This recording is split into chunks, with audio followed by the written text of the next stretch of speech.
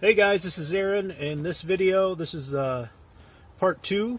We're going to be sharpening the chain, and we're just going to use a round file and freehand. And I'll show you just how sharp this chain can get without any jigs or without any, with just doing it in the field. All it takes is practice, really, but come along and I'll show you how to do that.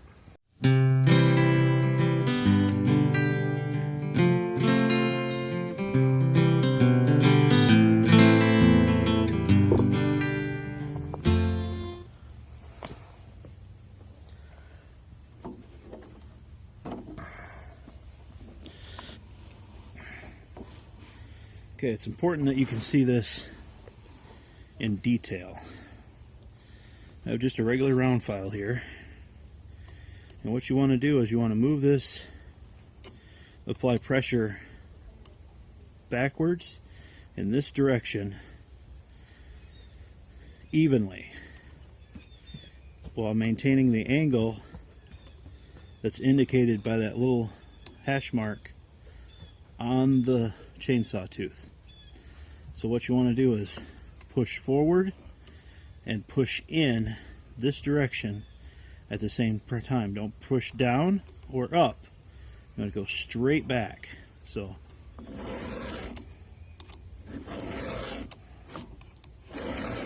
sometimes it's helpful to turn it a little bit as you're going, and you want to count the strokes so that you can take the same amount of strokes off every tooth. So that's 4, 5, 6.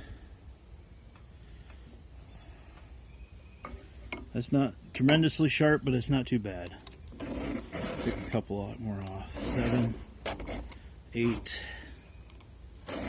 9, 10.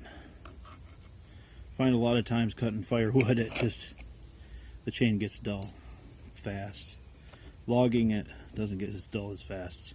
So then you want to move on to the next tooth. It's a good idea a lot of times to mark where you started so that you can stop at that point. You use a paint marker or something, mark this tooth. What I usually do is I just throw a quick file across the chain right there, so I know, not enough to cut in real deep, but enough to leave a little mark so I know where I stopped. Some people freak out and say, "Oh, you're weakening the chain," but really, I'm just taking off the patina. It's not weakening the chain. All right, next tooth. Sometimes it's helpful to use your other hand and kind of guide it along, especially when you're first starting out, and get that, keep that angle. You want to keep that angle with the with this line. You want to follow that line. Keep that angle through your whole, through the entire stroke. Okay.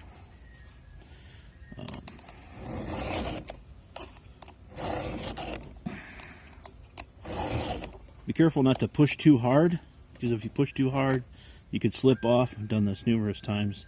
If you slip off, you could run your finger into a tooth, and boy, that hurts. I have scars. I've got scars from that. It does not feel good. So, on to the next tooth. You can see this is a chisel tooth chain, and usually comes to a pretty sharp point. We hit some dirt, apparently. That's why the end of the tooth is rounded off, but that's okay. We'll work through it.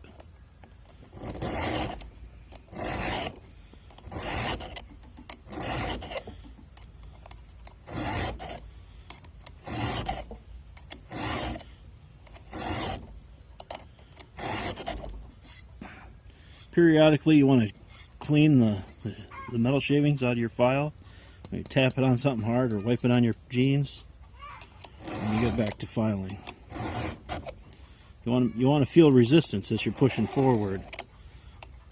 And if the file slips easy, that means it's full or it's dull. If you tamp it off and you don't, and it still slips, then you probably want to replace your file and get a new file on there, because you're really wasting your time. If you're not cutting the tooth, you're wasting your time.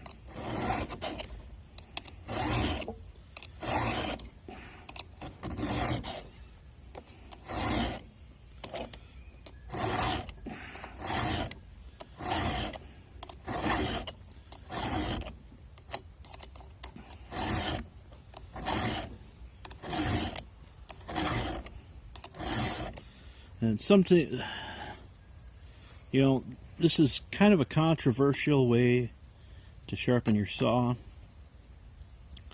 I know that a lot of people like to take their chain off, take it to a shop and have the shop sharpen it. Or they like to take a Dremel tool, or they have these fancy jigs and stuff to sharpen, make sure they have the right angle, cut the right depth and everything. And that's great, and all that stuff works, but the one advantage of a round file is it's highly portable. You can put it in your little toolbox along with your wrench and a few other essentials and take it in the field with you.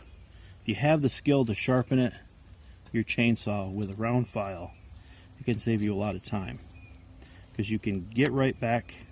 You can take about 15 minutes, sharpen your chain, and be right back into cutting your firewood, instead of stopping, spending an hour or more, taking your chain to the shop and having it resharpened, or having an extra chain on hand and you have to switch it over. Even that takes longer than sharpening a chain with a round file. But it is a skill that it takes some practice. It's not something that you're going to master on the first try. You're going to have to practice a few times. You might ruin a couple chains. But keep practicing. It's a worthwhile skill to learn if you're cutting firewood on a regular basis for your homestead.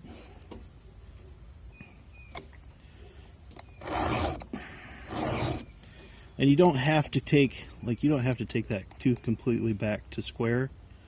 You know, as long as it's sharp, it's not going to cut as well, but it'll still cut good. A lot of chainsaw chains come with a rounded tooth anyways, so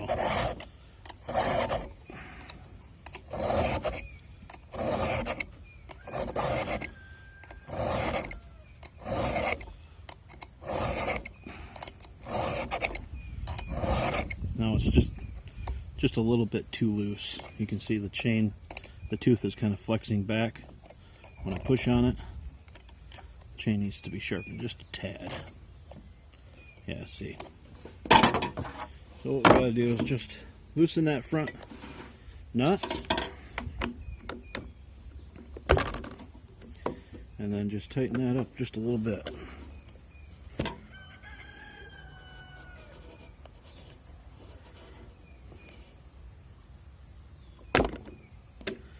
Like that, loosen that up a little bit more, I guess.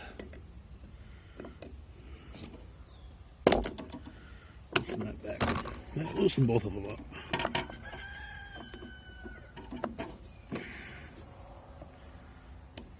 There we go. There we go. That might be a little too tight.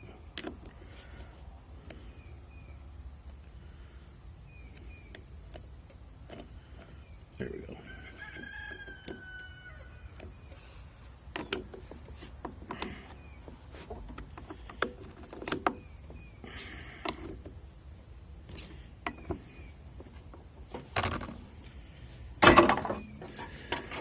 Okay, for every rule of thumb I use, is for every 10 strokes off the tooth, you need to take a stroke off the raker.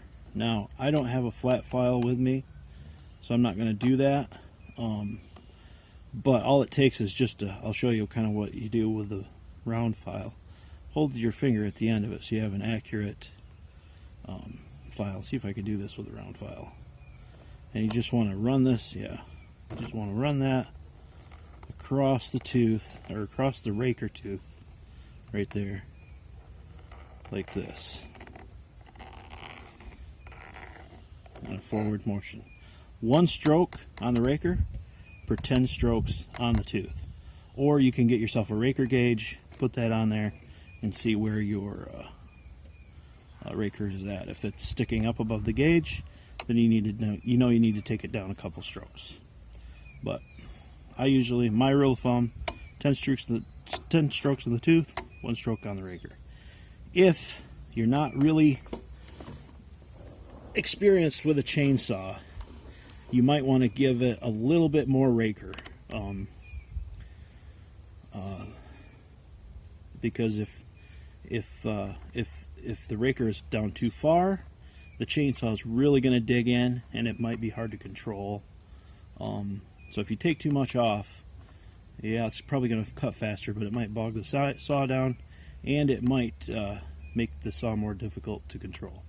So you gotta kind of figure out where your sweet spot is there, and don't take. For me, it's 10 strokes of the tooth, 1 stroke on the raker. So.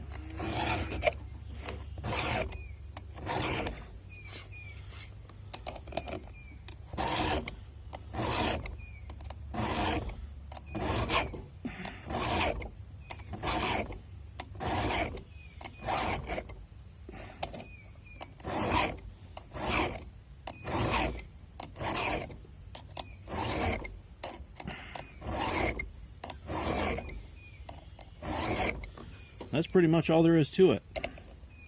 If you like this video, thanks for watching, and hit the like button and subscribe, and we'll catch you on the next one. Thanks for watching.